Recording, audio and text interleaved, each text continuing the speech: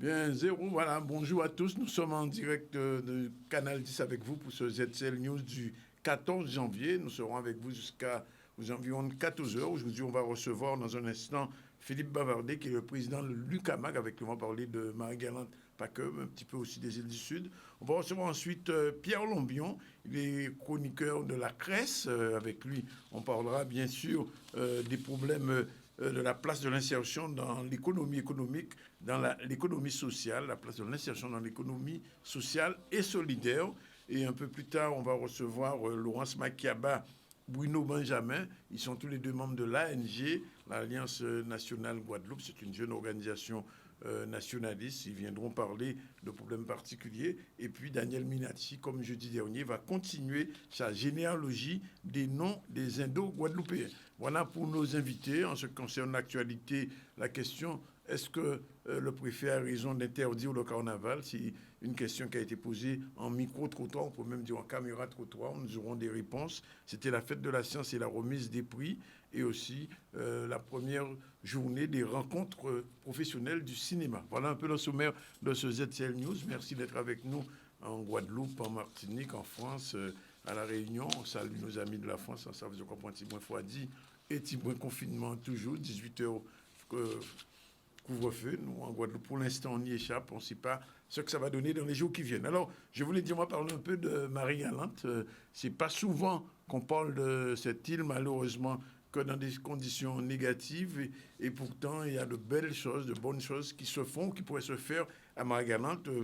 Philippe Bavardé, depuis plusieurs années, président de l'UQAMAG, mais c'est aussi, on peut le dire, un défenseur de Marie-Galante depuis tout longtemps, et on se connaît là-dessus. Philippe Bavardé, bonjour.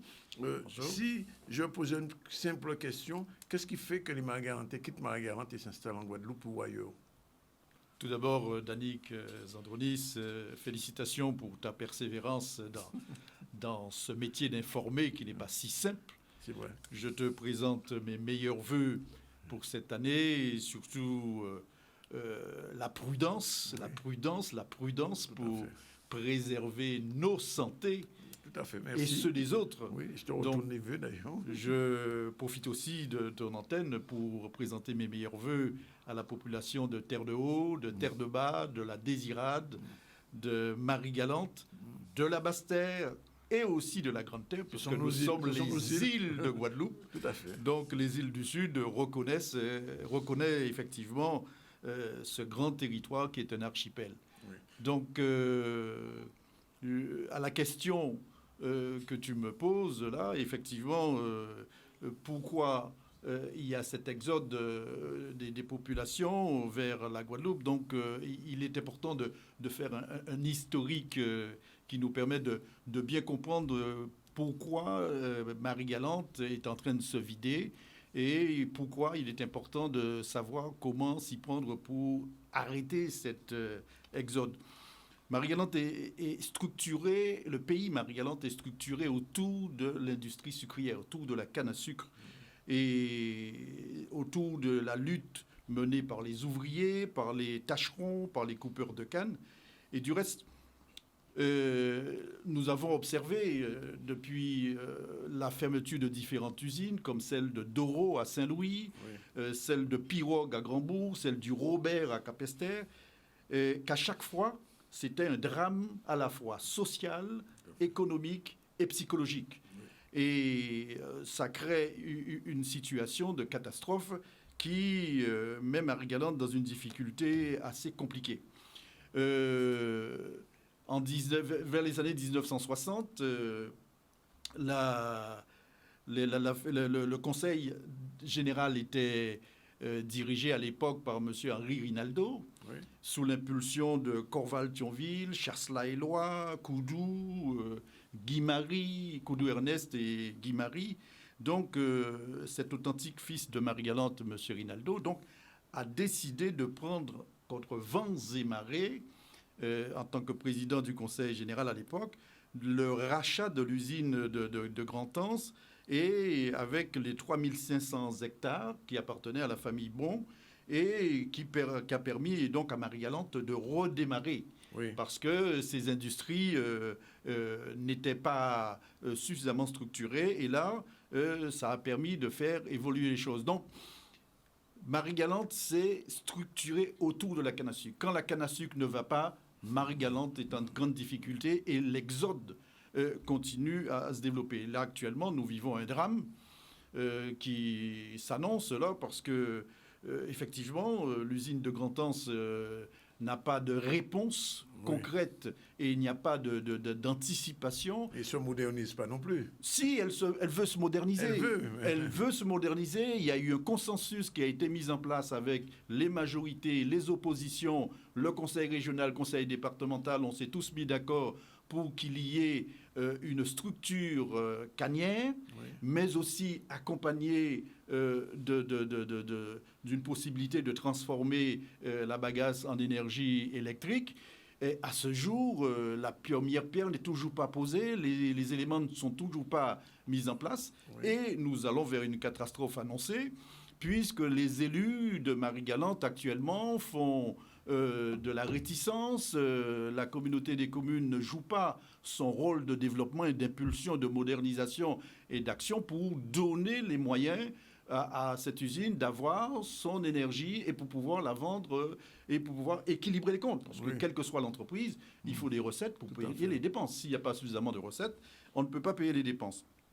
Donc tous ces éléments-là sont effectivement des éléments qui contribuent à l'exode des populations. Et nous rendons compte que le Covid vient de donner une leçon aux îles du Sud, ou une leçon à la Guadeloupe, aux îles de Guadeloupe, que effectivement le tourisme est une activité certes rentable, mais pas forcément pérenne, pas forcément éternelle.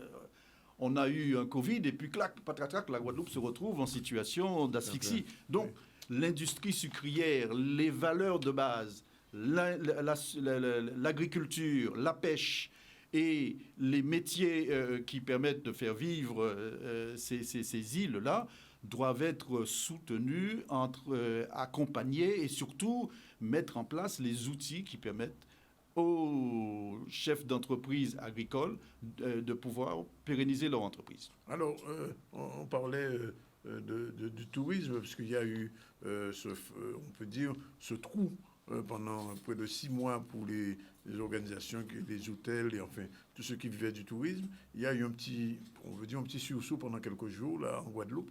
Est-ce que Marie-Galante a bénéficié de ce sursaut, touristiquement parlant? Ça représente un ballon d'oxygène. Oui. Il faut le dire, à la mi-décembre jusqu'à fin janvier, il y a des réservations dans les établissements. C'est un nouveau cycle. Pourquoi nous l'avons eu? C'est parce que les Guadeloupéens, les Marie-Galantais, les gens de Désirade, Terre de Haut et Terre de Bas, et la Basse-Terre et la Grande-Terre, ont su être très prudents au niveau des consignes pour la protection du Covid. Oui. Donc on était très disciplinés, on a diminué les contaminations et on a respecté les gestes barrières. Donc ça permet aux entreprises de souffler un peu. Malgré les aides qui nous sont données par la région, le département et l'État, ces aides-là restent de petites aides qui sont utiles, mais totalement insuffisantes pour la pérennité des entreprises. Donc, nous espérons que les nouvelles annonces que va faire les gouvernants actuels de la France, que le mois de février jusqu'au mois de mai, nous puissions avoir la même quantité de visiteurs pour permettre aux entreprises de se maintenir. Parce que un mois de décembre et un mois de janvier n'est pas 12 mois dans l'année. Oui, une entreprise, c'est 12 mois sur 12 qu'elle devrait fonctionner et ce n'est qu'un bon début, mais nous sommes encore inquiets et c'est encore insuffisant. Alors, on parlait, Philippe, tout à l'heure de la canne comme une activité première à Marie-Galante, mais il y a aussi la pêche. Oui, la pêche est un outil... c'est les deux mamelles de la Guadeloupe, des îles de Guadeloupe. C'est l'agriculture et la pêche. Oui. La pêche, malheureusement, ça aussi a participé à l'exode des populations. En 1985, nous avions proposé de mettre en place, nous avions déjà implanté une école du RSMA pour former des des jeunes pêcheurs pour pouvoir préparer, puisque nous avons un espace maritime extraordinaire, mais qui n'est même pas exploité à 1% de sa capacité. Donc, ça veut dire que nous n'avons pas suffisamment de personnes compétentes dans les métiers de la mer. Les métiers de la mer, ce n'est pas uniquement la pêche, il y a aussi la plaisance, il y a aussi le commerce, il y a aussi la capacité de faire de l'aquaculture, des chauvettes, des palots, du lambi. Il y a aussi des écrevisses de mer. Il y a tout un métier autour de cela que dans cette école de commerce. Mais malheureusement, pour des raisons un peu politiciennes, cette école de pêche a été bulldozée. Ah bon? Oui, elle a été bulldozée. Tous les édifices étaient déjà implantés sur le plan de Grand-Bourg, derrière l'ancien hôpital. Et puis malheureusement, des esprits inefficaces et des esprits chagrins. Pour quelle raison écoutez, c'était des raisons uniquement politiciennes, parce que ces personnes-là n'avaient aucune vision du développement économique d'un pays. Pour développer un pays, il faut d'abord former les êtres humains pour leur donner les capacités, à savoir exploiter. Parce que, comme vous le savez, nous sommes des afro-descendants, nous sommes venus dans des cales de bateaux et nous avons une horreur de tout ce qui représente la mer. On a une peur sans le savoir, invisible. Donc il faut nous réapproprier cela. Pour cela, il est nécessaire d'avoir une formation, d'avoir des bases et d'être accompagné par des spécialistes pour pouvoir développer ces métiers de la mer qui représentent un potentiel considérable pour nos îles de Guadeloupe et pas seulement de Guadeloupe, Martinique et Guyane.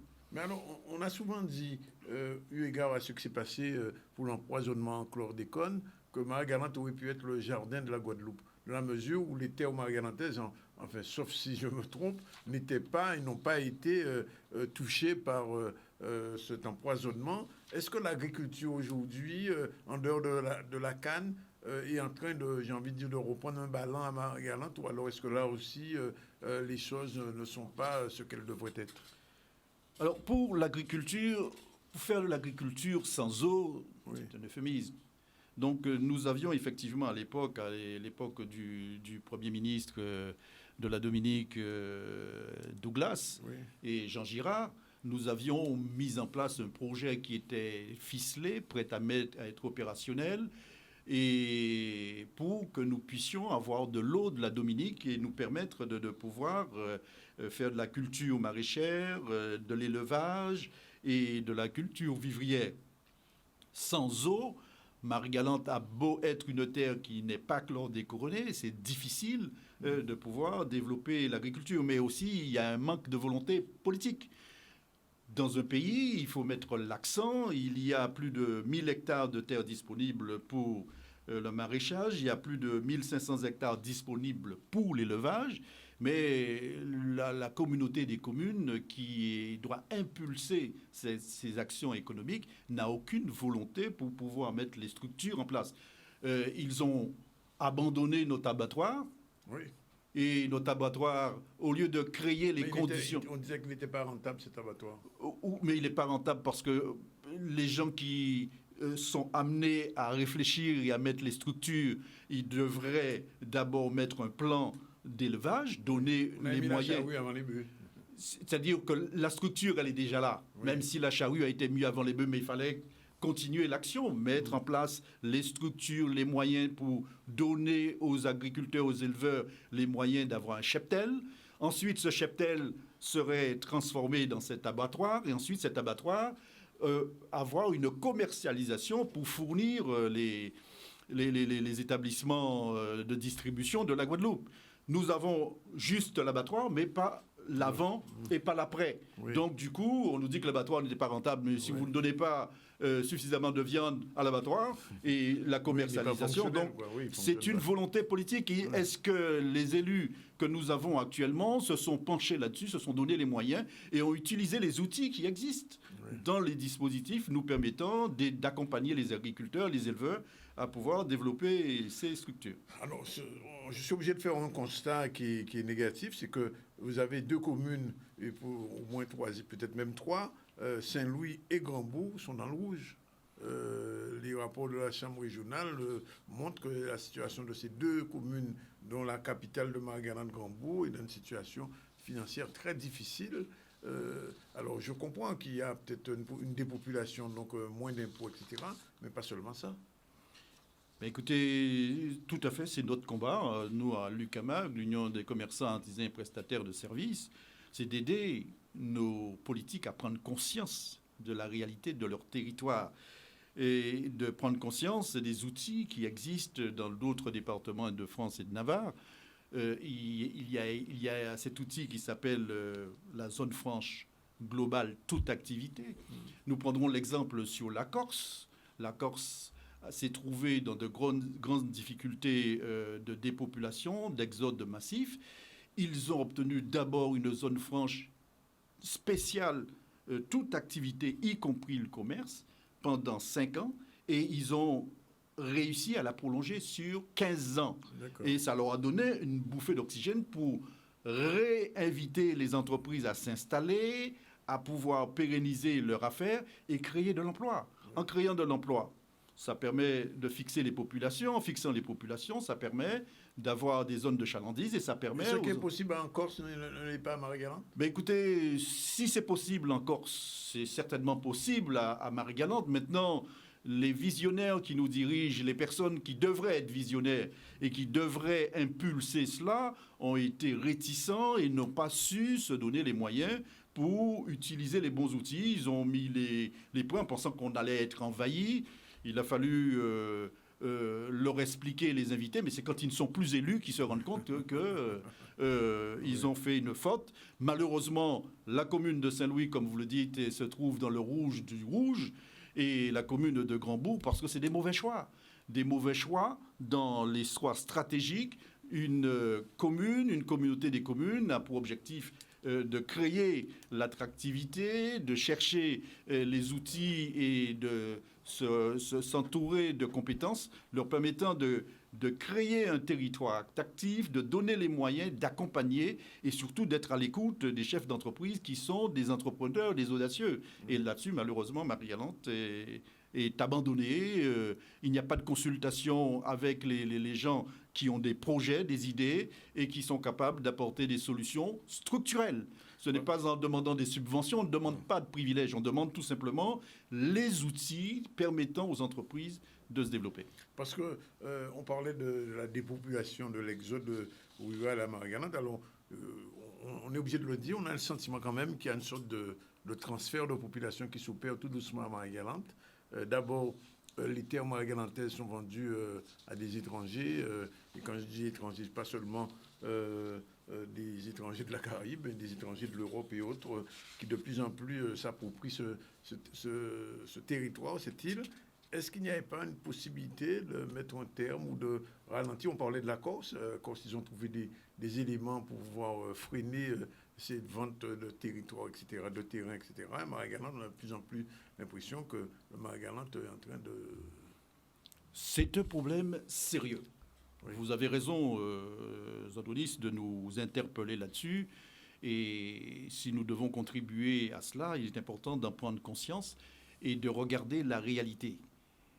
En Corse, ils ont mis en place, les élus de Corse, des garde-fous pour permettre que la spéculation se limite et que les Corses puissent encore acheter des terres chez eux. Donc ils ont mis un critère, il faut résider minimum 5 ans sur la Corse pour pouvoir devenir propriétaire terrien. Donc ça permet effectivement de réguler les prix, parce qu'actuellement les prix des terrains s'envolent dans toute la Guadeloupe et particulièrement dans les îles du Sud.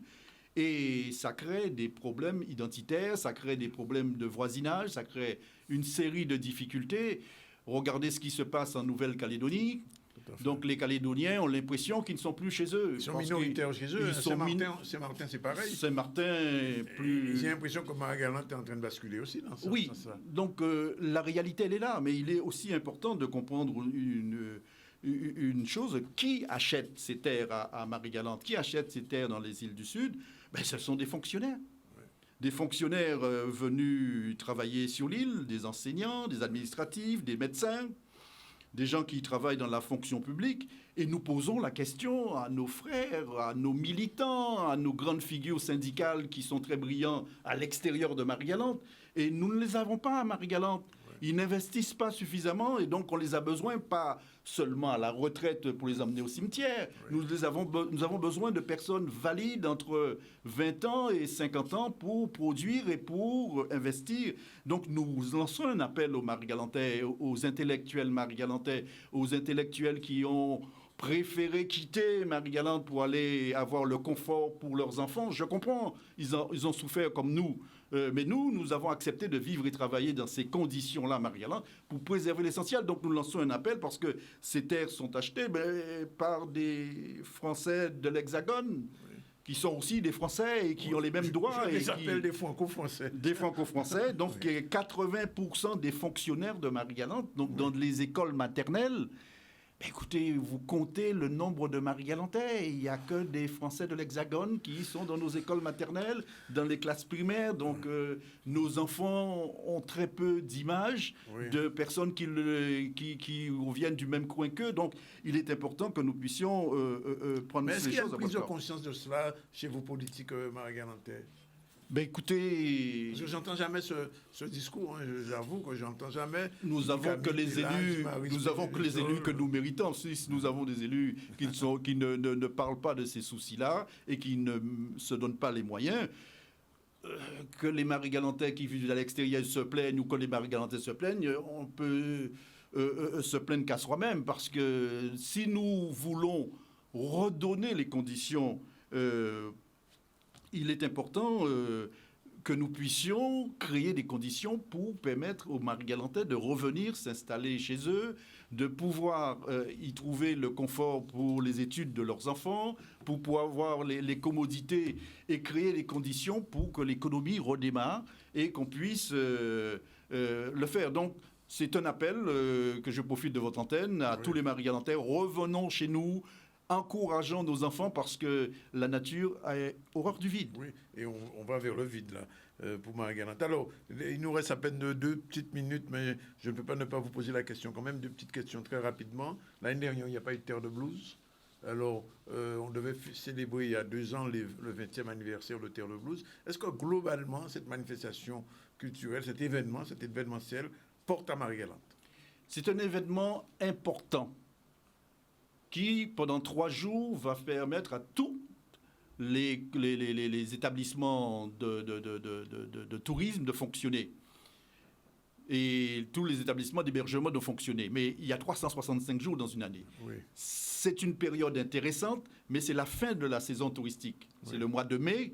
Il faudrait que nous ayons d'autres événements, comme le Tour de Marie-Galante qui prépare les vacances scolaires, mais il nous faudrait d'autres événements. Et là, nous sommes en train de travailler avec les socioprofessionnels de Marie-Galante pour créer un autre événement qui s'appellera le Festi Kitesurf, le Marie-Galante Kitesurf Festival, au mois de décembre, pour permettre de focaliser la population européenne sur cette destination des îles du Sud et de Marie-Galante, pour permettre de relancer la machine. Parce que vous le savez comme moi, il y a 5000 îles dans la planète. Oui. Les îles du Sud et la Guadeloupe ne sont pas ni les plus laides ni les plus belles. Oui. Donc, il y a eu, à l'époque, 300 destinations. Maintenant, il y a 300 000 destinations touristiques. Et après le Covid, si nous ne savons pas communiquer pour faire savoir que nous avons des outils et des qualités, des hébergements, des restaurants, des gîtes et des éléments, des taxis, des voitures de location, il faudrait qu'on puisse communiquer, le faire savoir et relancer cette destination Marie-Galante avec des photos, de la communication. Donc, nous allons faire une journée porte ouverte le 2, 3 et 4 avril avec le kitesurf. Et ensuite, au mois de décembre 2021, nous allons lancer notre première étape du Festi Kitesurf, Marie-Galante Festive Kitesurf, pour permettre de drainer des populations vers ces îles du Sud et Marie-Galante. Alors, une dernière petite question, mais c'est vraiment une petite boutade, mais enfin, je la pose quand même. Au XVIIe siècle, je crois, Marie-Galante a été indépendante pendant quelques mois ou quelques semaines. Enfin, vous connaissez ça dans l'histoire. J'ai le sentiment, quelquefois, en écoutant certains Marie-Galantais, qu'il y a une petite volonté autonomiste. Par rapport à la Guadeloupe, je parle. Oui, c'est audacieux. C'est audacieux. Tout le monde veut être indépendant. Nous voulons être autosuffisants, nous voulons avoir un équilibre économique et pour cela, mais avec qui et pour qui? Il faut qu'on se pose les bonnes questions. On veut effectivement avec qui et pour qui et quelles sont les conditions de le faire. Ça, c'est les bonnes questions à se poser et savoir se donner les moyens et créer les conditions pour que l'économie... Parce que si nous avons une indépendance avec la communauté des communes en faillite, la commune de Gambou en faillite... Et, oui, en faillite, oui. Donc, non, il faut créer les conditions économiques pour que Marie-Galante ait une autosuffisance, créer plus d'emplois, créer au moins 100 emplois par année, parce qu'actuellement, nous perdons 100 personnes chaque année. Donc, en perdant 100 personnes, là, plus les gens qui meurent. Oui. Donc, les gens, l'exode, donc il faut créer les conditions pour inverser. Oui. Au lieu d'avoir des billets de 5 € pour aller en Guadeloupe, faisons des billets pas chers pour que les Guadeloupéens viennent consommer dans les commerces de Marie-Galante. Merci Philippe Bavardé. Je rappelle quand même que la semaine dernière, je crois, il y a une Marie-Galantaise qui a mis au monde un Marie-Galantais en Marie-Galante, ce qui était très rare depuis quelque temps. Hein. Puisqu'il n'y avait plus le... écoutez, ça confirme le défi réel, parce que quand vous avez les jeunes femmes qui sont enceintes et on les met dans des chambres avec des personnes atteintes du cancer, atteintes du mal, dans un environnement, les gens ont peur. Oui. Donc, ils préfèrent rester à Marie-Galante et ça confirme que nous avons un hôpital. Nous nous sommes battus avec Jean Girard, avec toute l'équipe des syndicalistes pour que nous ayons un plateau chirurgical à Marie-Galante. Malheureusement, les élus de l'époque ne se sont pas donné les moyens. Les autres îles comme Saint-Pierre-et-Miquelon l'ont obtenu, la montagne l'a obtenu, donc nous étions dans les mêmes configurations, on aurait pu l'obtenir, mais on n'a pas arrêté le combat. On continue à revendiquer parce que c'est un droit. Nous ne demandons pas de privilèges, nous demandons d'appliquer les mêmes droits en fonction de nos handicaps. Merci Philippe Bavardé. Et j'espère que les Marie-Galantais vous a écouté. Vous avez lancé un appel. Il est pratiquement 13h. On va prendre la première pause, 13h02 minutes. On se retrouve tout à l'heure avec Pierre Lombion pour la chronique de la Cresse. Et ensuite, on va recevoir Laurence Makiaba et Bruno Benjamin avant Daniel Minati. À tout de suite. Voilà, il est 13h07 dans le ZCL News. Je vous l'ai dit, on va recevoir M. Pierre Lombion de la Cresse. Bonjour. Bonjour. Et un peu plus tard, dans un petit instant, on va recevoir 2 militantes de l'ANV, l'Alliance Nationale Guadeloupe, Laurence Makiaba. Bonjour. Et M. Bernard. Bruno Bernard. Voilà. Bruno Benjamin. Voilà. Alors, pour l'instant, on fait un petit tour dans la rue, puisque le préfet de la Guadeloupe a décidé qu'il n'y aurait pas de carnaval. On a vu dimanche dernier, aussi bien à Bastille qu'à Pointe-à-Pitre, des gens qui ont bougé. En Guyane, ça s'est transformé en émeute. En Martinique, ça a été assez chaud aussi. Que pense le Guadeloupéen de cette décision du gouverneur? Réponse tout de suite avec le micro de Trottoir. On regarde. Alors, de toute façon, si je vous réponds directement, vous ne voudrez pas passer ce que je vous dis. Tout ça, ce sont des mascarades en fait. C'est difficile comme question. C'est compliqué vu la crise sanitaire. Moi, je dirais aux gens, réfléchissez, mesurez l'ampleur du phénomène Covid. Moi, à leur place, je vais éviter. Mais après, comme je dis, il y a pas mal de choses qui se font à l'inverse après. Alors, ça se de poser des questions. Qu'est-ce qu'ils veulent vraiment? Moi, je pense que c'est pas raisonnable, tout simplement. Et effectivement, il faut être un peu plus intelligent que le gouvernement et que chacun d'entre nous soit responsable et accepte effectivement qu'il n'y aura pas de carnaval cette année, tout simplement. Il faut qu'on trouve le moyen de pouvoir faire notre carnaval et en même temps respecter la crise sanitaire. Je vois que les avions partent avec pratiquement 600 personnes, 800 personnes et on empêche les gens d'aller au cinéma par exemple. Alors moi je ne comprends pas. Ça n'empêchera pas les personnes de participer et de garder sa culture tout en respectant ses gestes barrières et puis d'apprécier derrière un écran. Imaginez-vous parmi eux il y a une qui l'ont, ça va entraîner encore des clusters, hein, voilà. Alors je ne sais pas comment ils voient ça. Ça fait partie de nos traditions, on le fait depuis plusieurs années. Donc à mon avis, il faudra trouver une solution. Je ne l'ai pas là, mais il faudra en trouver une. Écoutez, je pense que ces groupes, même là, devraient reporter ça l'année prochaine parce qu'effectivement, c'est pas, on va pas dire que c'est un carnaval. Si c'est juste pour dire carnaval pour carnaval, je vois aucun intérêt. De toute façon, notre culture ne va pas se perdre en un an. On va attendre l'année prochaine de faire un vrai carnaval, comme on a l'habitude d'en faire, tout simplement. La liberté des uns s'arrête là où commence celle de l'autre. Hein. Ah non, c'est pas une bonne idée. Moi, je pense que de défiler avec des distances, c'est mieux que de rester dans le local. Surtout qu'on n'a pas encore les retombées après le passage des 40 000 touristes en Guadeloupe. Donc oui, on va attendre déjà de savoir ce qui se passe réellement sur le territoire, qu'on puisse lire des chiffres, qu'on puisse les analyser. Et puis on fera mieux l'année prochaine, tout simplement. Il faut quand même rappeler que le carnaval, depuis quelques années, est devenu une activité économique qui fait vivre pas mal de Guadeloupéens. Et cette année, ça va être très difficile pour mon carnaval. Il suffira simplement d'avoir un déboulé comme activité économique. On en parlera. Alors justement, on parle de la place de l'insertion dans l'économie sociale et solidaire. Alors Monsieur Lombion, merci d'être avec nous. Vous êtes membre de la CRES. La CRES, c'est la Chambre régionale de l'économie sociale et solidaire des îles de Guadeloupe. En quelques mots, qu'est-ce que cette insertion par l'activité économique? Comment vous concevez ça? Alors, l'insertion par l'activité économique, c'est un process qui date fin des années 70. Ça a commencé ici avec les cavales et d'autres structures. Et la crise aidant, puisqu'il y avait un choc pétrolier fin des années 70, et ça a provoqué une crise économique qui a donc incité les pouvoirs publics à mettre en place des dispositifs. Et donc, à la fin des années 80, donc, il y a des structures qui se sont mises en place, hein, les associations intermédiaires et autres, par le biais de l'État.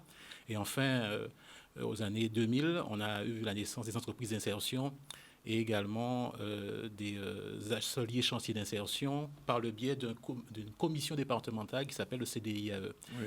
Ben, les choses évoluent d'ailleurs. En 2020, ça va changer, bonne nouvelle. Et donc, ce dispositif permet à des personnes qui sont éloignées de l'emploi, en raison de problèmes sociaux ou de problèmes professionnels, de bénéficier d'un accompagnement particulier, spécifique, pour faciliter leur insertion professionnelle. Oui. Mais alors, qui c'est qui peut bénéficier de ce dispositif? Alors, toute personne qui est dans une situation de vulnérabilité, mais il y en a beaucoup. Il y en a beaucoup, effectivement. Et qui sont éloignés de l'emploi. Donc, ce sont des chômeurs longue durée, ce sont des personnes qui sont bénéficiaires des revenus de RSA, donc le revenu de solidarité active, des personnes qui sont en situation de handicap, et des personnes aussi sans qualification, les moins de 26 ans, qui sont en grande difficulté. Oui. Mais quels sont les secteurs qui structurent ce dispositif? Alors, il y a plusieurs dispositifs existants. Il y a 4 principaux qu'on appelle des ateliers chantiers d'insertion. Il y a également des associations intermédiaires. Il y a des groupements d'employeurs ou encore des groupements qui proposent du travail temporaire. Donc, toutes ces structures permettent à ces personnes, hein, ces publics-là, de bénéficier de moyens d'accompagnement avec donc des compétences particulières. Chacune a ses compétences particulières. Il y a également les régies de quartier et autres. Mais il faut savoir que ces structures aujourd'hui font ce travail sur le terrain, mais il reste encore beaucoup à faire en termes de communication pour faire connaître ce dispositif. C'est bien la raison pour laquelle vous êtes là. D'ailleurs, puisque vous êtes président de la fédération d'insertion. Alors, comment ça fonctionne? Quelles sont les missions, en quelques mots, de cette fédération? Alors, la fédération d'insertion, qui est donc partenaire de la Chambre régionale, de la CRES, oui, a pour mission de représenter donc ces structures qui sont conventionnées par l'État. Donc, les conventions durent 2 ans, 3 ans, hein, jusqu'à 36 mois. Et d'essayer également d'ouvrir le champ, puisque trop souvent, on pense que l'insertion est connotée. On pense que l'insertion, c'est que des personnes en difficulté, alors qu'en réalité, pour pouvoir encadrer des personnes en difficulté et embrasser des champs de l'activité économique, il faut aussi des compétences, il faut des techniciens, il faut des ingénieurs.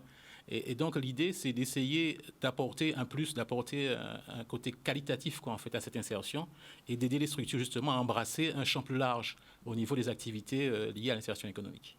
Il y a plusieurs structures qui le font? Alors, il y a plusieurs structures, dont j'ai cité les dispositifs, mais dans chaque dispositif, il y a des structures, comme, pour donner un exemple, Verte Vallée qui mène des actions dans le cadre d'une opération Guadeloupe en Nouvelle, qu'on voit sur tous les ronds-points. Hein. Voilà. En agriculture également, ils ont un pôle agricole, ils ont un pôle également embellissement au niveau des dépendances routières. Il y a le GTEI qui est à Jarry aussi, qui facilite également le travail temporaire et la mise à disposition de personnel pour les entreprises. Il y a certains qui travaillent aussi pour les personnes qui sont en situation de... les gens qui sortent d'incarcération, qui ont besoin d'insertion également. Bref, il y a pas mal de structures qui existent, mais il reste encore beaucoup à faire, il faut dire, à ce niveau-là, et donc la CRES et la fédération s'y attellent. Alors, globalement, quelqu'un qui vous regarde en ce moment et qui nous regarde et qui entend ça, qui est sans emploi ou qui a une difficulté, quelle possibilité lui tout faire? Alors, ce qui est important, c'est de savoir qu'il y a beaucoup d'acteurs qui s'occupent. Je vais citer un qui est principal, c'est le Pôle emploi. Les gens qui sont en demandeurs d'emploi peuvent, par le biais de Pôle emploi aussi, arriver à intégrer une structure d'insertion.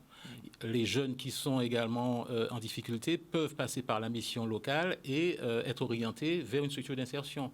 Des personnes également qui ont des problèmes de parcours. On peut avoir un accident de parcours et puis vouloir se retrouver ou se reconvertir. Et là aussi, on peut passer par ce biais-là. Alors, la CRES est un peu le creuset aussi. Donc, par la CRES, on peut aussi arriver à toucher toutes les structures concernées par l'insertion par l'économique. Oui. Et si on veut en savoir un peu plus Alors, si on veut savoir un peu plus, je pense que le mieux, c'est la CRES, on peut s'adresser à la CRES. Alors, la CRES a un site qui est la CRES Guadeloupe. CRES des îles de Guadeloupe ou cresîlesdeguadeloupe.fr, et par ce biais-là, on peut avoir toutes les informations nécessaires pour pouvoir en savoir plus sur les structures d'insertion. Mais surtout, je voudrais faire passer le message que l'insertion par l'économique, le champ peut être plus large que ce qu'il est aujourd'hui. Il y a aujourd'hui à peu près une trentaine de structures qui exercent dans ce domaine-là. Ça concerne à peu près 500 ETP. Il y a eu 10 millions l'an dernier dédiés à l'insertion par l'action économique, alors que la Covid a fait qu'on n'a pas pu mettre en œuvre toutes les actions. Cette année, il y aura 12 millions certainement. Donc le champ aujourd'hui concerne la couture, l'artisanat, un peu l'agriculture, les espaces verts, mais on peut élargir. L'économie bleue, c'est un secteur c'est un boulevard. La biodiversité, c'est un boulevard. Donc il serait bon ton aussi qu'on puisse aujourd'hui élargir le champ de l'insertion par l'activité économique à ces secteurs. Donc plus de communication, c'est-à-dire plus de communication. Dire ça un peu plus souvent parce que les gens ne savent pas. Absolument. Et puis il y a un changement de procédure également. Les procédures seront allégées et je pense que ça facilitera énormément également le fait que les gens puissent pouvoir bénéficier de ces mesures-là. Pierre Lombion, merci d'être venu. Si vous avez raté le début, vous avez la possibilité de tout revoir sur le Facebook Live de Canal 10 ou du ZCL. Alors on va changer de sujet. On va parler avec l'ANG, l'Alliance nationale Guadeloupe, et je veux dire que il y a eu un boom touristique il y a moins de 2 semaines en Guadeloupe. On ne sait pas encore toutes les conséquences. Et c'est pas fini? Non, c'est ce que je disais, c'est pas fini. On avait un Margalante qui nous disait que Margalante aussi va accueillir les gens. Alors, cet accueil des visiteurs dans les îles à côté, à la Dominique, par exemple, elle est assez verrouillée. Oui. Ce qui fait qu'à Dominique, même si on peut poser la question vrai ou pas vrai, mais enfin, il y a 0 décès jusqu'à maintenant à cause de la Covid. Qu'est-ce que l'ANG propose dans ce domaine-là? Ben justement, on a pris le temps d'ailleurs d'appeler déjà à la Dominique, le consul de France à la Dominique, on l'a appelé aussi. On a fait une émission avec eux pour voir comment ils ont fait eux, qu'est-ce qu'ils ont mis en place. Et en fait, ce qui en ressort, c'est qu'il y a d'abord une réflexion. La priorité, c'est la santé de tous. C'est la santé de la collectivité. Donc, les touristes font encore ce qu'on a enlevé chez nous, c'est-à-dire la semaine de confinement avant de pouvoir sortir avec le public. L'action a été mise en place, enfin, leur protocole a été mis en place en concertation avec les acteurs, c'est-à-dire que chaque acteur est partie prenante. Il ne s'agit pas juste de la coercition et de dire aux gens c'est ça et c'est pas autrement. C'est vraiment, ils sont partie prenante, ceux qui hébergent, ceux qui reçoivent. Et derrière, ça fonctionne plutôt bien parce qu'ils se sont rendus compte qu'ils ont maintenant une nouvelle population de touristes, un nouveau type de touristes, c'est-à-dire des touristes qui ont le temps de rester 15 jours, des touristes qui ont le temps et qui comprennent en fait, qui comprennent quelque part qu'il y a une pandémie mondiale et qu'on ne peut pas continuer comme avant à venir à consommer à outrance dans un pays. Voilà. Ben, pour le coup, c'est à nous de réfléchir aussi qu'est-ce qu'on veut, parce que notre position à l'ANG, c'est pour ça qu'on est venu avec M. Bruno Benjamin, qui est aussi à l'ANG, mais qui est agent de tourisme aussi dans son métier professionnellement. Il ne s'agit pas de dire qu'il faut qu'on arrête le tourisme en Guadeloupe, il ne s'agit pas de dire qu'on ferme les frontières, il s'agit de regarder regarder quelles sont les bonnes pratiques qui ont été faites ailleurs, la Nouvelle-Calédonie ou d'autres pays. Dans la Caraïbe, on est vraiment une exception vu le taux de mort. On est à 156, la Martinique à 44. Dans les autres îles, il y a 2, 3, 7. On n'est pas à 156 personnes décédées. Et aujourd'hui, la réponse qui nous est faite, c'est-à-dire, c'est pas nous, c'est la compétence de l'État, et que l'État nous dise c'est de la continuité territoriale, c'est pas satisfaisant, c'est pas suffisant. Notre point de départ, c'est qu'on est une nation guadeloupéenne. On ne va pas attendre que la France donne un papier pour dire qu'on peut faire ou pour ne pas faire, pour ne se mêler des problèmes de la nation guadeloupéenne. Donc clairement, c'est aujourd'hui qu'il faut que tous, les politiques, les responsables, tout le monde se prenne une position qui soit responsable. C'est pas soit l'économie, soit la santé, c'est de trouver les voies et moyens pour que on n'ait pas ce qui se passe par exemple au CHU, des clusters, parce qu'il y a des gens fraîchement débarqués de l'avion qui arrivent et qui créent un cluster au CHU. S'il y avait des protocoles, qu'ils soient c'est pour ça qu'on a fait un protocole pour les arrivants, qu'ils soient pour les enfants de Guadeloupéens qui rentrent, comme pour les touristes, on pourrait fonctionner de façon plus clémente, plus responsable en Guadeloupe. Parce que là, ce qui est en jeu, c'est de mettre toute l'économie guadeloupéenne en danger. Parce que demain, si ça explose, ça veut dire qu'on retourne en confinement. Ça veut dire que plus personne ne peut travailler, pas juste le tourisme, c'est plus personne qui peut travailler. Bruno, Benjamin, merci d'être avec nous. Vous êtes aussi à l'ANG. Alors, quelles recommandations vous pouvez faire aux gens? Alors, je vous rappelle qu'on ouvre en Martinique et en français en ce moment. Donc, les Guadeloupéens ou les Français qui nous regardent là-bas entendront ce que vous allez dire. Alors, la première chose est qu'il faut qu'on puisse à la fois protéger notre population, mais également protéger nos touristes. Le tourisme est important pour nous. Pour pouvoir fonctionner dans le tourisme, il faut pouvoir apporter une certaine forme de garantie. La première forme de garantie est de pouvoir dire que durant 7 jours, tout le monde est livré à la même enseigne. La première ligne du protocole, c'est qu'en arrivant à l'aéroport, on prend la température. Ça se fait dans la plupart des pays voisins, pour ne pas dire tous les pays voisins. On prend la température. Pour éviter d'avoir à payer du personnel, il y a des détecteurs qui peuvent s'installer dans l'aéroport qui permettent de savoir si la personne... Je crois maintenant à Pôle Caraïbe, des détecteurs. Il me semble en avoir vu. Les 3 fois que j'en ai vu, là, je n'ai pas vu de détecteur. Il n'y en a pas parce qu'on m'a assuré qu'il y en avait, il me semble avoir vu. C'est peut-être prévu, mais en tout cas, jusqu'à présent, ils ne sont pas en fonctionnement et personne n'en a parlé. Je pense bien que ça aurait fait les choux de la communication s'il y avait des détecteurs automatiques qui indiquaient si quelqu'un avait de la fièvre ou pas. C'est la première chose. Après la température, non pas en faisant confiance à la personne qui a pris la température au départ, mais en prenant la température à l'arrivée ici. Deuxième chose, remettre en place cette période de confinement, de protection de la population. On a mis un protocole qui est légèrement moins élevé que celui des pays voisins. 7 jours. Donc 7 jours à partir de l'arrivée. Laurent, ils sont à 20 jours, c'est ça? C'est 14. Non, c'est 14 jours. 14 jours. Oui. Donc on a réussi à trouver un compromis entre la situation actuelle où il n'y a strictement rien et celle des pays voisins. Donc 7 jours de confinement à partir du jour où on arrive. Et si la personne a un motif impérieux, raison professionnelle, raison familiale, elle peut demander à pouvoir devancer son test, puisqu'on demande à ce qu'il y ait un deuxième test. Donc, avant de pouvoir reprendre l'activité professionnelle ou familiale, de pouvoir effectuer son test, non pas après 7 jours de séjour, mais 7 jours après le premier test. Oui. Donc, là encore, c'est un compromis que nous cherchons à proposer de manière à ce que on soit sûr de l'état sanitaire à la fois de la population et des touristes. Oui. Et ça ne concerne pas que les touristes, ça nous concerne, nous, parce qu'il arrive que pour une raison ou pour une autre, on ait à se rendre en territoire français. À notre retour, il faut qu'on puisse effectivement vérifier que nous ne sommes pas porteurs de la maladie. Nous avons eu quand même 56 Guadeloupéens qui sont allés en France et qui sont restés bloqués là-bas parce qu'ils sont devenus positifs sur place. Donc il faut tenir compte non seulement des Guadeloupéens résidents, des visiteurs affinitaires et également des visiteurs à but touristique. Mais alors, la question qui se pose, qu'est-ce que vous souhaitez en parler au gouvernement, à la préfecture, à l'ARS? Là, ce qu'on a fait, c'est qu'on a fait une interpellation depuis le mois de décembre à tous les élus et on l'a envoyé aussi évidemment à l'ARS.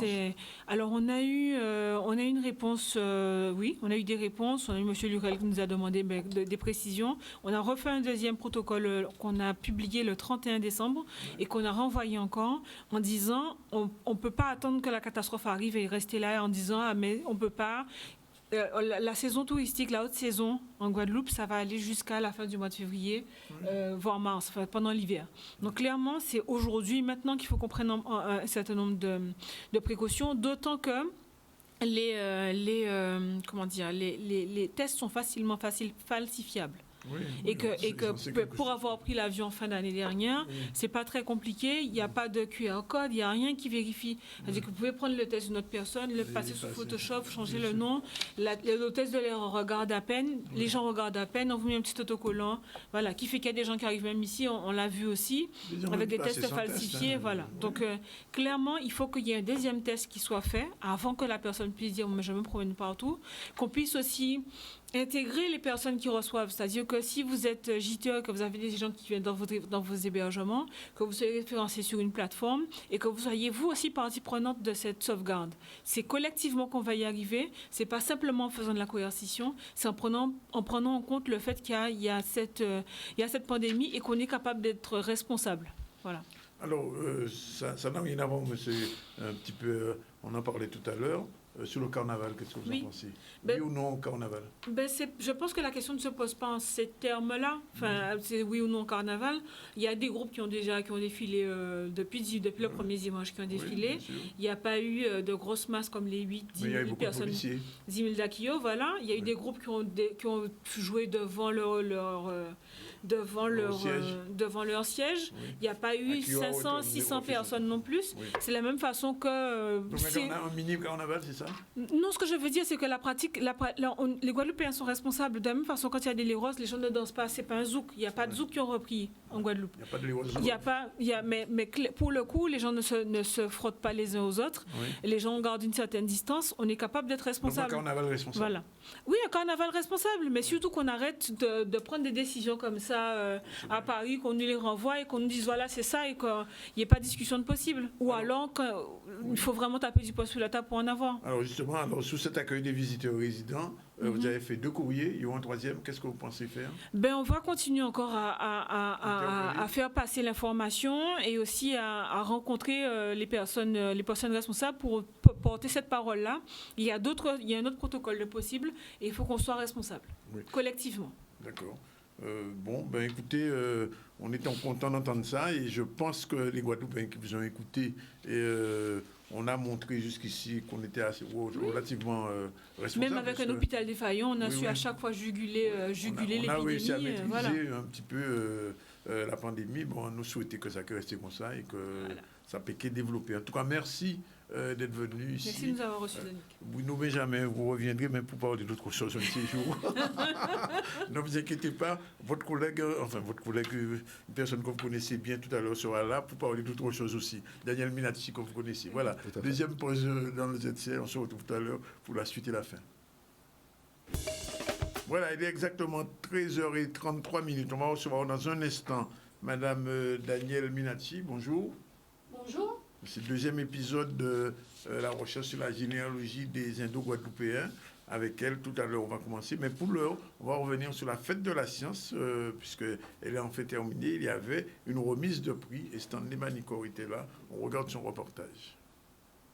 On va on va remettre des prix à des enfants, ou du moins des jeunes talents, de la classe de CM1 jusqu'aux études supérieures, à des talents de 8 à 27 ans.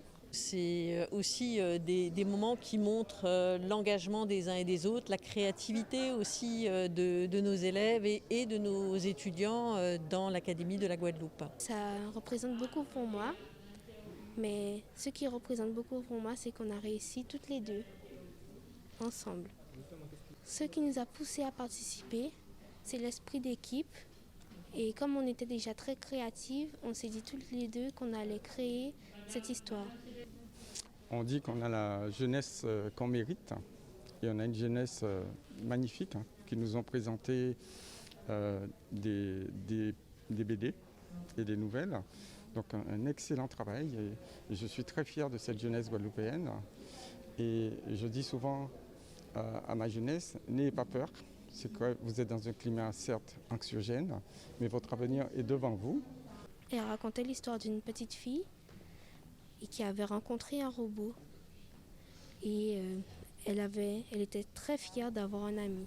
Attention, donc, centre pénitentiaire, mais des élèves qui finalement ont pu participer à ce concours et vous leur transmettrez toutes nos félicitations et nos encouragements. Bien entendu, la Guadeloupe est bien placée en termes de sciences, que ce soit à travers les chercheurs de l'université, les chercheurs des organismes de recherche qui sont présents sur le territoire de la Guadeloupe, et puis bien sûr les entreprises privées, les associations qui elles-mêmes contribuent aussi à cette activité de recherche. Voilà, je vous l'ai dit depuis la semaine dernière avec Danielle Minati, qui est une spécialiste de la généalogie des Indo-Guadeloupéens, mais pas que. Elle ouvrira son champ pour d'autres Guadeloupéens. On essaie de comprendre un petit peu, depuis l'arrivée des Indiens en Guadeloupe en 1854, comment les noms se sont perdus, retrouvés, etc. Et surtout, elle fait un travail qui est parti de Capesterre, qui s'ouvre vers d'autres communes. Bonjour. Bonjour Danick. Oui. Oui, comme je le disais la semaine dernière, j'ai commencé par Capesterre puisque c'est là d'où je viens. Mais après, une fois qu'on commence, on a envie d'aller plus loin. Oui. Donc quand j'ai commencé à faire cela en Guadeloupe, je suis allée au Moule, dans la 2e commune, ensuite à Saint-François, à Sainte-Anne, au Lamentin, Petit Canal, Port-Louis. Enfin, je me suis quand même déplacée dans les mairies pour avoir accès aux archives et au registre d'état civil auquel j'ai droit de consultation. Oui. Alors, je n'avais pas posé la question la dernière fois, mais non, on n'avait pas posé. Quel est le nom indien qu'on retrouve le plus souvent en Guadeloupe? C'est Ramasamy. C'est Ramasamy? Oui, Ramasamy est très connu. En fait, on les retrouve un peu dans toutes les communes, pratiquement. Toutes les communes, il y a des à Saint-Claude, à Capesterre, à Bémao. Moi, je crois que c'était Moutoussamy, non? Non, Ramasamy. Ramasamy, c'est vraiment le prénom, le nom indien qu'on retrouve le plus souvent. Numéro 2? Alors, en numéro 2, oui, on pourrait parler des Moutoussamy, mais pas seulement, hein, il y en a d'autres. Hein. Je ne les ai pas tous en tête, puisque il y a, vous savez, j'ai 35 000 fiches de personnes dans ma base de données. Ah, 35 000 fiches? Oui, 35 000 fiches établies de personnes décédées ou bien de personnes vivantes? Non, de personnes décédées et vivantes, puisque c'est une généalogie. Donc, elle commence avec les gens qui sont sortis de l'Inde directement. Oui. C'est-à-dire des personnes qui sont nées entre 30 et 50 à peu près. Ouais. C'est à cette période-là qu'on commence à avoir les naissances, puisqu'ils arrivent ici, ils ont 20 ans, hein, 18-20 ans. Donc ils sont, comme on est en 1855, donc vers 1835, vous commencez déjà à avoir des naissances. Oui. Et ensuite, tout au long, hein, donc sur les 30 ans d'immigration, on a des personnes qui sont nées tout le long, quoi. Oui. Donc, comment dirais-je? Oui, donc les 35 000 personnes de la base, ça commence avec eux et ça se termine avec les gens d'aujourd'hui. D'aujourd'hui? Et des noms... alors, il y a autre chose qui s'est passé. On me l'a fait remarquer l'autre jour au téléphone. Quelqu'un qui m'a appelé me disait qu'il y a des Indiens qui n'ont pas de nom indien. Alors oui, mais je vous en ai parlé aussi, des Henriette, des Maurice Pérumal. Oui. Bon, alors Catherine, c'était un cas à part. Oui. Mais les personnes qui ont perdu leur nom en cours de route, c'est une erreur d'état civil qui s'est propagée après. D'accord. Puisque c'était à la lecture. Donc le nom de la mère, généralement la mère, hein, bon, pour Maurice Pérumal, c'était le père. Oui. Mais donc c'est un parent qui effectivement est né ici avec son prénom indien ou son prénom français, peu importe, enfin son prénom français le plus souvent, comme les Henriettes. Les Henriettes, c'est un cas flagrant, c'est Ringaman. Ringaman. C'était Ringaman, Henriette Ringaman. Oui. Et quand ces enfants sont nés, on les a déclarés sous le nom de Henriette. Donc les Henriettes à Capesterre, c'est Ringaman, logiquement. Le vrai nom. Oui. Alors, il faut revenir un petit peu sur un nom qu'on a recherché la semaine dernière, c'est Louis Vingada-Samy. Oui, c'est alors... un nom qui n'existe plus, Vingada-Samy? Si, mais plus à Capesterre. Ah. Alors voilà. Donc Vingada-Samy à Capesterre, ça s'est éteint, ou alors les gens sont partis. Parce que comme lui, il n'a pas continué sa vie à Capesterre, puisqu'il est parti... je pense, alors d'après mes recherches, je pense qu'il est parti dans les années 20, peut-être, puisqu'il est né en 1880. Il est né en Guadeloupe. 89. Il est né à Cambrefort, en Guadeloupe. Et on le retrouve, donc il n'y a pas beaucoup d'infos. Il n'a pas d'enfant en Guadeloupe, en tout cas, puisque je ne retrouve pas d'acte de naissance. Il n'a pas d'épouse non plus en Guadeloupe. Et il s'en va, et on le retrouve... Donc moi, je n'avais pas l'information en tête la semaine dernière, mais après, j'ai revu. Donc on le retrouve consul honoraire en Afrique. Donc ça veut dire qu'il a dû partir en métropole à un moment donné, Est-ce que c'est pendant la guerre comme soldat ou alors avec un bateau? Je n'ai pas d'informations là-dessus. Et quand il est en France, donc peut-être qu'il fait de la politique, enfin bref, il se retrouve quand même consul en Afrique. Donc là, j'ai demandé à M. Kailachon, que vous connaissez bien. Oui, bien sûr. Donc je lui ai demandé de faire des recherches pour moi, pour trouver un peu sa trace dans les archives du journal officiel, enfin des choses comme ça. Donc il m'a promis qu'il allait regarder. On verra. Oui. Donc celui-là, alors il y avait des frères et sœurs, hein, par contre, il y avait une fratrie. Qui étaient en Guadeloupe. Oui, ils sont tous nés à Capesterre, oui. Mais même les frères et sœurs, je ne retrouve pas trace d'enfants après.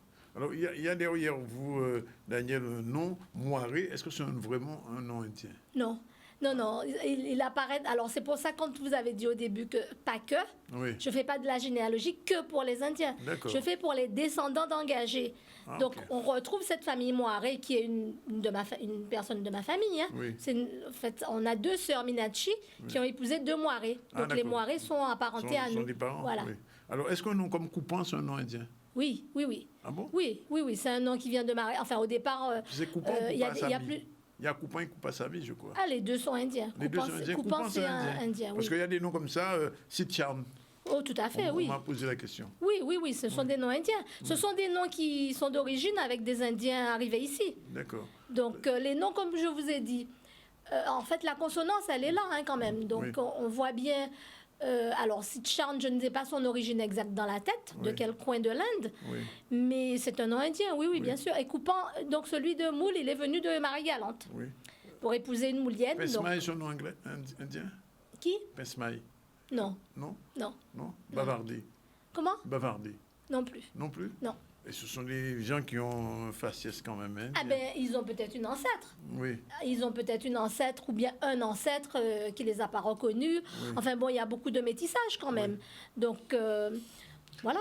Alors, il y a ce fameux nom, ce maire de Petit-Bourg-du-Verly. Alors, lui... Qui a été reconnu, je crois, par un beau-père ou quelque chose comme ça, et qui a changé de nom. Alors, il est né d'une Indienne qui s'appelait Alamelou. Oui. Et donc, il est né, elle avait 16 ans. Oui. Et le père, c'était un monsieur Duverly. Le père biologique, c'était un monsieur Duverly qui ne l'a pas reconnu à la naissance. Donc, il l'a porté à Alamelou.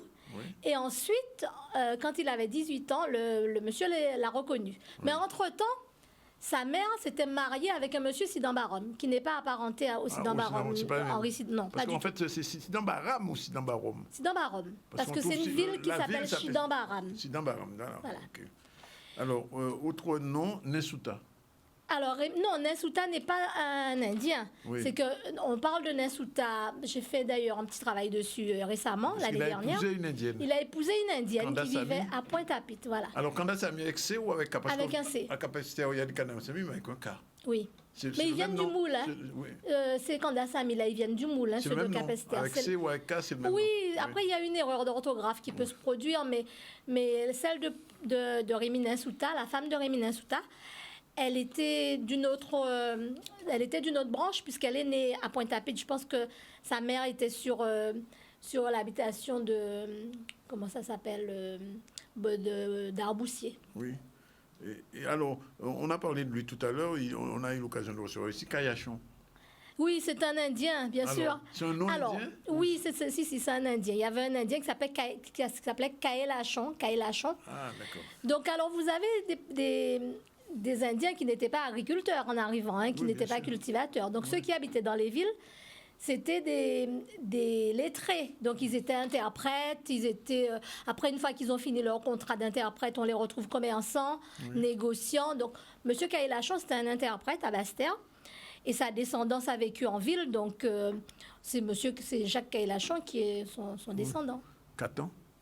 Alors, M. Catan, c'est un Indien. C'est un nom indien? C'est un nom indien, tout à fait. Catan, c'est un nom indien. Oui. Alors, Catan, je pense que tout le monde connaît M. Catan, Adolphe Catan. Oui, il était photographe. Photographe du gouverneur, qui a quand même fait un travail remarquable sur les photographies de la Guadeloupe. Oui. Et sa mère, c'est une Indienne. D'accord. Ah, c'est sa mère qui est indienne? Oui, sa mère, c'est une Indienne, donc il porte Catan. Donc, pareil que M. Duverly, en fait. Oui. C'est la même histoire. C'est que son père le reconnaît plus tard. Son père, c'est M. Bourjac. Oui. Et donc, maintenant, cette famille-là s'appelle Catambourjac, d'ailleurs. Oui. Donc, comme il l'a reconnu, il était déjà assez vieux, Oui. donc il n'a pas voulu adopter le nom de Bourjac. Il a gardé son nom Catan jusqu'à la fin de sa vie. Alors, on m'a posé la question et je vous la pose, Daniel. Si une personne veut faire un travail de généalogie, comment ça se passe avec vous? Avec moi. Oui, est-ce que un contact, téléphone, oui, Facebook, les gens m'appellent. Souvent, il y a beaucoup de gens qui m'écrivent. Oui. La dernière fois de la dernière émission, j'ai reçu un appel ici de quelqu'un qui était en métropole, qui a dû regarder l'émission qui était en train et qui a commencé à converser avec moi. Donc, nous avons échangé. Je lui ai donné mes coordonnées pour qu'on continue. Donc, c'est comme ça que ça se passe. On vous contacte. Alors, c'est gratuit, c'est payant. Comment ça se passe? Alors, tout dépend ce qu'on veut. Hein. Si on veut un livre, parce que je fais des livrets, donc il y a quand même un travail de production. Par contre, si c'est une information, non, c'est une information sur une ancêtre, je vais pas payer quand même. Alors, M. Vengatarame de Marie-Galante m'a appelé, disant qu'à Marie-Galante, il y a une colonie indienne. Vraiment. Alors, une colonie, s'il le dit. Et en plus de Vengatarame, c'est un nom qu'on trouve à Capesterre aussi. C'est pas la même branche. Hein. Ah, c'est pas la même branche. Non, c'est pas la même branche. C'est deux Vengatarame différents. Alors, Venga, effectivement, on a le préfixe Venga, qui est dérivé du dieu Vishnu. En fait, en... Venga. Mais il y a Vengapati aussi. Tout ça, c'est le même préfixe. C'est le même préfixe, oui. Alors, on m'a posé la question, est-ce que Perumal et Permal, c'est le même nom? C'est au départ, oui. C'est-à-dire, comme je vous ai dit l'autre fois, pour les Ramsami, les Ramasami, Permal, Perumal, c'est à la sonorité. À la sonorité que vous aurez, soit Permal, soit Perumal, selon l'état civil qui est là, celui qui vous reçoit, il entendra et il écrira. Ça, c'est au départ, hein, dans la première génération. Parce qu'après, le nom va quand même se transmettre sous la bonne forme, sauf erreur. Alors, je voulais évoquer un autre cas. Donc, un autre cas, il y a des familles, donc ça, c'est une histoire qui est particulière. C'est que dans la même fratrie, vous avez des noms différents. Vous avez une partie des enfants qui s'appellent, on prenait le cas de Tolassi, Kouté Perumal et Minachi, donc ça, c'est parce que je l'ai vu tout à l'heure, ça me vient en tête. C'est la même fratrie qui se trouve dans les Tolassi et les Kouté Perumal. Mais simplement, quand M. Kouté Perumal est venu pour son premier enfant, il s'est présenté comme étant fils de Tolassi. Donc l'enfant s'est appelé Tolassi, le premier-né. Ensuite, on a eu les autres enfants de la fratrie, on les retrouve sous le nom de Kouté Perumal. Donc toute cette famille-là, c'est la même famille, évidemment, avec des noms qui descendent différemment.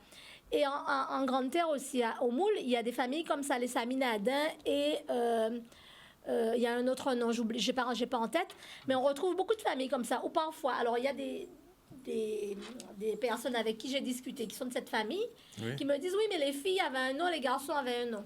Donc c'est pas vraiment lié comme ça, hein. C'est pas qu'on a donné un nom aux filles et un nom aux garçons, c'est en fonction de l'état civil, je pense. Alors à moins que ça se passe comme ça en Inde, mais je ne crois pas. Alors, dernière chose, je vais vous dire, et je pense qu'il va falloir que vous reveniez une nouvelle fois, c'est qu'on m'a demandé est-ce qu'on pourrait pas faire, je pose la question et vous allez me répondre, est-ce qu'il n'était pas possible de faire la généalogie par commune? C'est-à-dire, c'est-à-dire que si par exemple un jour on vient, on dit aujourd'hui on parle uniquement des gens de Port-Louis, une autre fois de Moule, une autre fois de Saint-François, etc. Mais ça va vous demander un travail de recherche particulier ou comment ça va s'organiser? Et les gens pourront téléphoner. Alors oui, parce que c'est un travail que je fais en permanence. Hein, donc, mais est-ce que vous avez catégorifié déjà par commune? Oui, tout à fait. Oui, bien sûr. Puisque j'ai quand même des documents que je suis en train de rédiger par commune. Donc j'ai déjà une base de travail dessus. Oui. La plus grosse commune indienne, c'est Capesterre jusqu'à maintenant?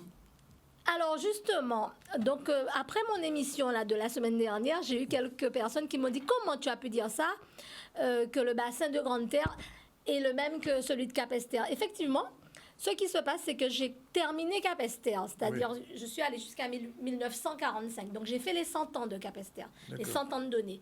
Tandis que sur la Grande-Terre, je me suis arrêtée à 1930. Donc il me manque quand même une partie des descendants là, qui n'est pas encore intégrée. Donc c'est vrai que peut-être que je me suis emballée quand j'ai dit ça, mais c'est pas vérifié. Voilà. Il faudra que je termine le travail pour vraiment dire ce qui en est. Je crois que Daniel, vous allez devoir revenir une troisième ou une quatrième fois. Et je vous laisserai choisir la commune sur laquelle vous voulez intervenir. Oui, on a déjà parlé de Capesterre, mais on peut parler de Grandes Terres. Oui, de Grandes Terres. Je pense qu'on prendra... Soit Port-Louis, soit Le Moule. Ou Saint-François aussi. Ou Saint-François. Oui. Voilà, c'est un travail intéressant. Si vous avez raté le début, vous avez la possibilité de retrouver sur le Facebook. Vous aussi, vous avez un Facebook. Bien sûr. Qui s'appelle Daniel Minacci. Daniel Minacci. Oui, j'ai une page Héritage 971. Héritage 901. Mais elle est liée à mon compte quand même. Donc, d'abord, on me contacte. Voilà, c'est terminé pour aujourd'hui. Il est 13h51. Je rappelle que Arimo Roselmack sera bientôt en Guadeloupe. Il vient de sortir un nouveau, il s'appelle Nouvelles d'après 20h. C'est un journaliste martiniquais qui a présenté le journal TF1 en Martinique, mais aussi le 7 par 7, une émission sur TF1. Et Michel Edouard, Nouvelles d'après 20h. On aura l'occasion d'en reparler. Voilà, je vous rappelle très rapidement qu'on a reçu en début de journal Lucas Mag, Pierre Lambion, chroniqueur de la Cresse. On a reçu aussi Laurence Makiaba et Bruno Benjamin, membre de l'Alliance Nation Guadeloupe, pour parler du problème de venue et de contrôle des Guadeloupéens qui sont des visiteurs et des résidents qui arrivent en Guadeloupe. Et puis on a fait le deuxième épisode avec Daniel Minacci, mais ce n'est pas le dernier, sur la généalogie des noms indo-guadeloupéens. Et probablement, ce sera donc Moule ou Saint-François ? Saint-François ? Comme vous voulez, on peut commencer par Saint-François. Saint-François, pour la prochaine fois qu'on se verra. Voilà, on vous remercie d'être avec nous. On se retrouve demain à partir de 12h30. Je rappelle que c'est Kevin qui était avec nous et que là, nous partons directement à DI pour la conférence de presse des avocats sur l'affaire Claude Jean-Pierre. Voilà, c'est fini pour aujourd'hui. Mais si vous avez raté, vous avez la possibilité de tout revoir sur le Facebook du ZCL News. Merci Daniel. Et à Merci bientôt. Daniel de m'avoir reçu. Mais non, mais ce n'est qu'un début. À bientôt.